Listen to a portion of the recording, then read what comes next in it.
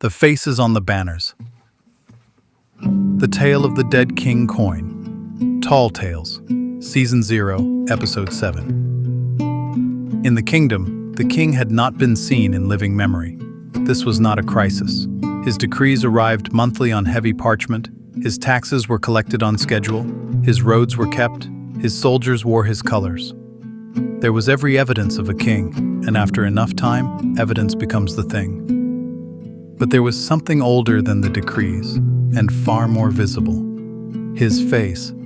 It was on the banner above the gatehouse of every village of consequence, a crowned figure, facing forward, flat and formal, symmetrical. The mouth level, the eyes level, the brow a single unbroken line running temple to temple without a break, as though whoever drew it had laid a ruler across the page and pressed. It was on the coins. Children held the copper up to the light and looked at the little stamped profile, and it looked back without comment. Above the church door in Arnholt, it had been cut into stone at a scale that made the unbroken brow genuinely impressive in its commitment. Rain had softened the edges. Moss had taken one corner. The expression, or rather the precise absence of one, had outlasted all of it. The face was everywhere, and because it was everywhere, it was nowhere. Not a portrait anymore, but a pattern, a texture, the sound of a mill wheel you stop hearing after the first week. Nobody had thought to ask, in living memory, whether it was a likeness of anything. Arnholt sat on a river bend, known for its autumn fair and its strong opinions on the curing of ham. The king's face had been part of the furniture so long that the question of what it actually depicted had simply never come up. There was the mill, the well, the lightning-split oak that had kept growing on both halves, and the banner over the inn, faded to a dusty rose, brow intact. The innkeeper was Greta. At some point, a thing that told you most of what you needed to know about her, she had hung her own sign, a painted goose, directly beside the royal banner, so the two faces regarded each other across the doorway with what looked like mutual suspicion. Her son Piet had taken the king's measure at 7, head tipped back under the banner. "He looks like his face was carved out of a table," he said. "That's how they draw kings," Greta told him. "It's heraldry. It's formal. The goose has an expression." "The goose," she said, "isn't trying to convey authority." In Dov's tavern, someone had carved a small version of the face into the beam over the bar. So long ago, no one alive could account for it, and custom held you tapped it before your first drink. The gesture had come loose from any meaning and become simply a thing you did, like kicking the doorstep before you went inside. "The king's looking well," people said, tapping it. "He always does," came the answer. Everything else moved. Prices, weather, who owed whom, and the face stayed put. That was the joke. The children had a game. You froze your face into the expression and held it while the others tried to break you. Most cracked in seconds. One girl, Marta, could hold it close to a minute, and was regarded with admiration and a little unease. "You look hewn from rock," a boy told her once. "Thank you," said Marta, not breaking. The caravan came on a market Wednesday. A dozen merchants from the capital, or near enough that they carried the impatient accent of people who consider themselves from somewhere that matters. They sold dyed cloth, glazed pots, a little metalwork. Ordinary by every first appearance. Piet, grown now, heavy in the shoulder, was pretending to price a bolt of cloth and talking roads with one of them, a tired man with a short beard and ink in the creases of his fingers. And in the easy way of a man telling a joke he expects to land soft and familiar, Piet glanced up at the banner, looked back, made the face, brow flat, eyes gone to blank copper, and said, "At least the king keeps his prices steady." Dove, passing with a tray, made a small approving sound. The merchant stared. Not the blank half-second of a missed joke, a long stare, one that traveled from Piet's face to the banner to the coin in Piet's hand, to the carved face over the tavern door and back again, and arrived somewhere past confusion. "Why are you making that face?" "It's the king's face," Piet said. "The crest, the way they draw him.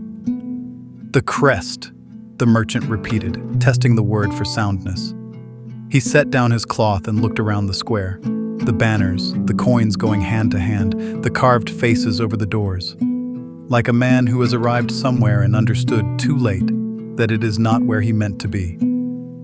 That is not a style. Those are portraits. The royal painters swear oaths of accuracy. To alter the king's image, even a little, is a hanging matter. A pause. That is exactly how the king looks. The square took this in the way a body takes a step that isn't there. The word went out from the cloth stall in rings. It's a face. It's a real man's face. It's him. And reached the lanes and the well and Dove's open door, and Arnholt stood in the late light holding a fact it had no shelf to set down. There was a man at the edge of the market who had not bought anything. He had come in 2 days before on a tall horse the color of wet ash, and he was not from the capital or from any direction Arnholt had a name for. His skin was the strange part. It was patched, dark and pale at once, mottled across his face and his bare forearms as though the two colors had been poured and never allowed to settle. Like a magpie, like a page written on one half and left blank on the other. The children had decided he was magic on the first afternoon and had not yet been given a reason to revise it. He wore mail gone soft with use and a sword he did not seem to think about, the way other men do not think about their hands. The older people knew him for what he was, or near enough. Fairafis, the oldest stories had it, though the name had been in the country a long time and the local tongue had worn it down to something like Farafis, the way a coin wears down to a thumb-smoothed blur. There had always been stories of the knights from the far side of the old wars, the ones who rode with the Cupseekers and the Round Company before the kingdom shut its doors and put one face on everything. Saracen lords, the stories called them. Men out of a country where they did not let you make a face of God, or of anyone, and held it a kind of sin to nail a likeness up and ask the world to bow at it. He had been listening to all of it. Piet's joke, the merchant's stare, the word portraits. Now he laughed, once, low, and it was not a kind laugh. "You poor stamped people," he said. "You've been worshipping a man and calling it wallpaper." The merchant did not care for the tone. "It is the law of the realm. The likeness is true, and the likeness is protected. That is the beginning and the end of it." "No," said the knight. "That is the beginning, and it is not new." He looked up at the dusty rose brow the way a physician looks at a rash he has seen carry off whole households. "I have broken this same trick in 4 kingdoms. A king who does not die when his body does, who lives out the lives of many men, and another behind him, and another, the same face on all of them. So the people never learn what a dead king looks like, and never get the dangerous idea that there could be one. It runs the same every time, and every time there is one man behind it who knows how it is done, and every time it is not the king." "And what becomes of your 4 kingdoms?" the merchant asked, meaning it as a sneer. "They get the definitive edition. The story stops repeating." He held the merchant's eye. "Where I was raised, we did not hang a man's face above a door and teach the children to bow to it. We had learned what a face does to people when it is everywhere and never blinks. Breaking it is the only thing I know how to give a country that I would call a kindness." He nodded at the banner. "He has put his one face on 10,000 doors and thinks it has made him 10,000 times a king. He has not done his sums. A likeness that true is not a picture. It is a tether. Whatever happens to the face he was born with happens, that same hour, to every face he has hammered onto your coins and your gates and your God's own house. He made himself impossible to look away from. The pale and the dark of his face shifted against each other. He also made himself impossible to miss. The merchant told him he was mad.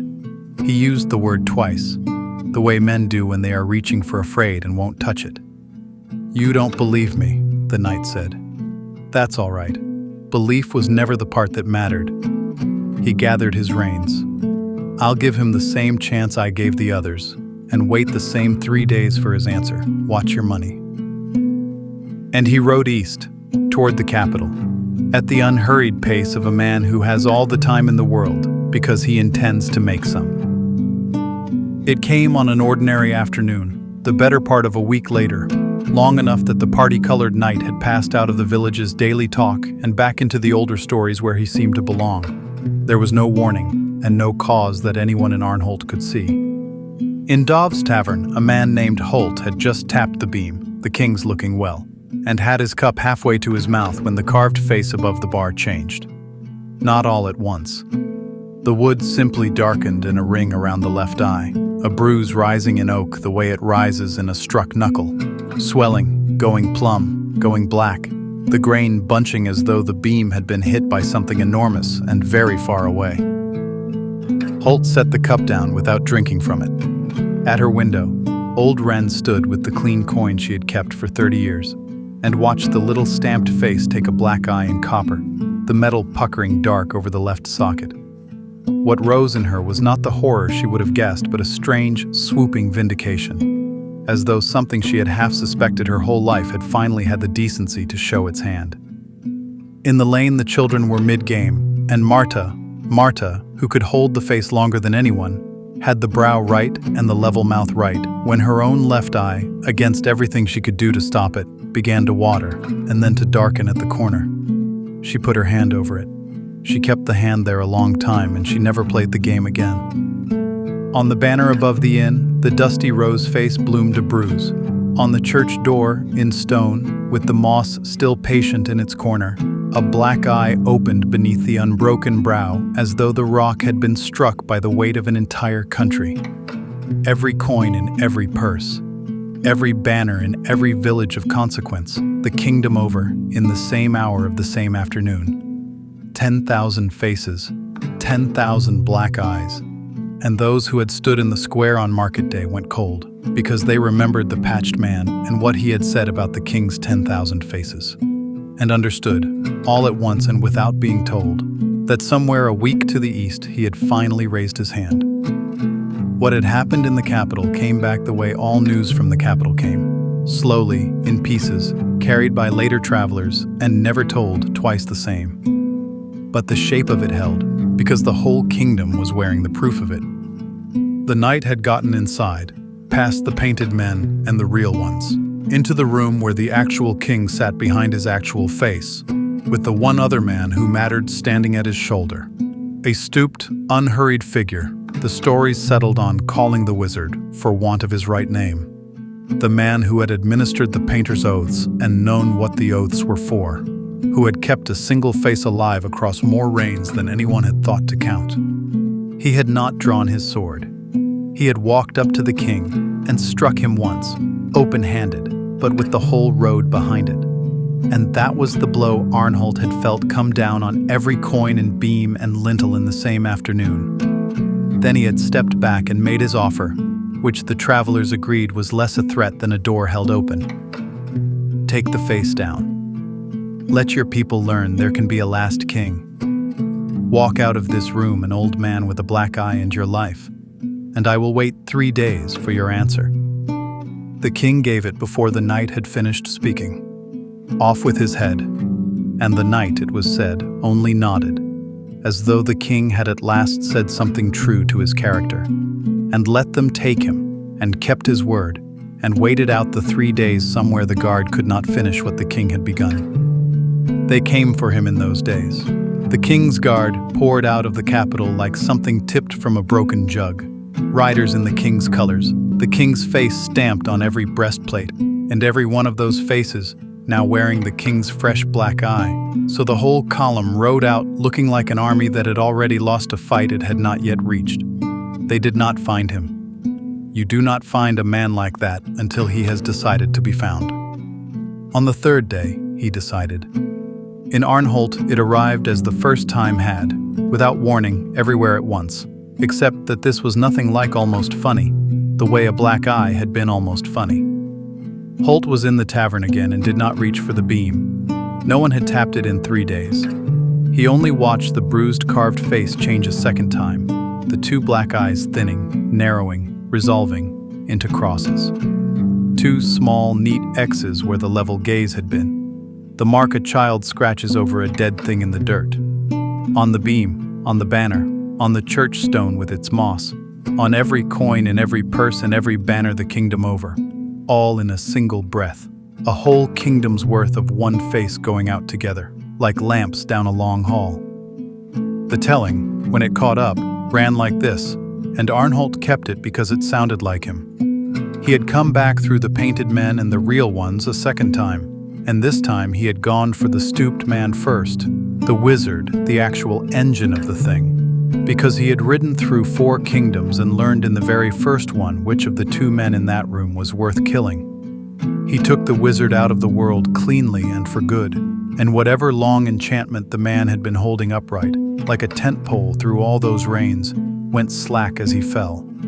And then, the keeper of the binding dead and the trick left with no one alive to work it, the night finished the king, who was by then only a man with a black eye, and had been one for 3 days. In Arnholt, the banner above the inn hung with its crossed eyes beside Greta's painted goose, which went on wearing its one ordinary expression, the only face in the doorway with anything left behind the eyes. Greta looked at the 2 of them a long while. Then she took the goose down, because it no longer seemed decent to leave it keeping company with that, and hung it on the far wall, where it could look at the room instead. The night did not come back through Arnholt. Men like that rarely come back through anywhere. It is most of what makes them men like that. He passed into the same place the cup seekers had gone, and the round company and all the old strangeness the kingdom had long ago shut its doors against, into stories where he could not be taxed. And the children gave him 6 roads he might have taken, and a song with a chorus, and no 2 verses anyone could agree on. The portraits, in the end, were the easy part. With no king to enforce the law and no painter's oath left binding anything to anything, the banners came down 1 square at a time, quietly, the way a town takes down decorations after a feast nobody is sure went well. Within a year you could walk most of a day and not meet the unbroken brow. The crossed eyes went into attics and onto scrap heaps and under coats of whitewash, and were, slowly and mostly, forgotten. The coins were the trouble, because the wizard was dead, and the wizard had been the only man who ever knew how the thing was done. There was no one left to ask how it might be undone. And you cannot melt your way out of every purse in a kingdom in a single season. The coins were money, and people are poor, and money spends no matter what its face is doing. So the copper stayed in circulation, hand to hand, year after year, the dead king looking out of every piece of it with 2 small crossed eyes, buying bread and paying rent and settling debts over ham. A sovereign reduced, at the last, to exactly the thing he had always insisted he was. A face on something that changes hands and does not look back.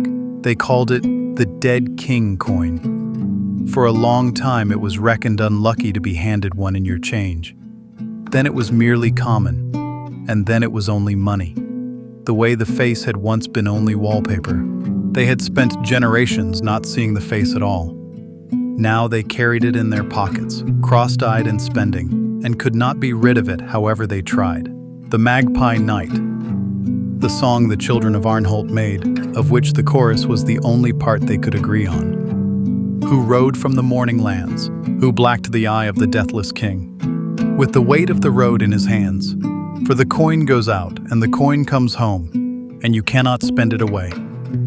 The dead king looks from 1,000 X's, and he looks at you today. In a single season's fire, so the dead king rides in the poor man's purse, and never once retires. He buys the bread, he pays the rent, he passes hand to hand. A face on a thing that changes hands, and never looks back at the land. The knight rode off by one of 6 roads, or 6, for none could say, into the tales where the cup was sought, where the tacksman cannot stay. We never were told his proper name. The old wives called him this, the morning knight, the magpie knight, the 2-faced Feraphis.